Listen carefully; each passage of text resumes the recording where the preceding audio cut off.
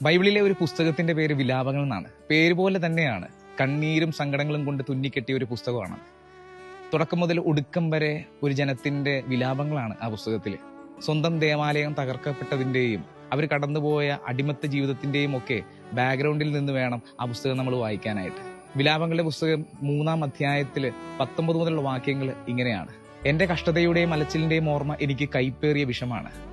അതിനെപ്പറ്റി നിരന്തരം ചിന്തിച്ച് എന്റെ മനം തകരുന്നു. എന്നാൽ ഒരു കാര്യം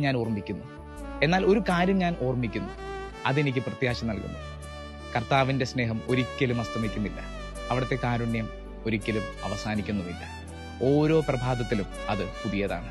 കൂരിരുട്ടിലൂടെ കടന്നുപോയ ജനം പ്രത്യാശയുടെ ഒരു തിരുനാളം കണ്ടപ്പോഴത്തേക്കും എഴുതി വെച്ച ഒരു വചനമാണെന്ന് എനിക്ക് തോന്നണേ. നമ്മുടെ ജീവിതത്തിലും ചില ഓർമ്മകൾ നമ്മളെ കൊല്ലാറില്ലേ, നമ്മളെ കാർന്നു തിന്നാറില്ലേ? നിന്റെ ഹിസ്റ്ററി പരിശോധിക്കാതെ നിന്നെ സ്നേഹിക്കുന്ന, ഓരോ പ്രഭാതത്തിലും പുതിയതായിട്ട് നിന്നെ സ്നേഹിക്കുന്ന ഒരു ദൈവം നിന്റെ കൂടെ ഉണ്ട്. പിന്നെ ഒരു കാര്യം ഓർക്കണത് നല്ലതാണ്, നിങ്ങളിപ്പോൾ കടന്നു പോകുന്ന ജീവിതത്തിലെ കുറേ സ്ട്രഗിൾസ് ഉണ്ടല്ലോ, അതിലൂടെ കടന്നു പോകുന്ന ആദ്യത്തെ വ്യക്തി നിങ്ങളല്ല. ഇതിനു മുമ്പ് പലരും ഇതേ സ്ട്രഗിൾസിലൂടെ കടന്നു പോയിട്ടുണ്ട്, അതിനൊക്കെ അവർ തരണം ചെയ്തിട്ടുമുണ്ട്. അതിനാൽ പ്രത്യാശ എന്ന വാക്ക് നെഞ്ചോട് ചേർത്ത് പിടിക്കണം കേട്ടോ.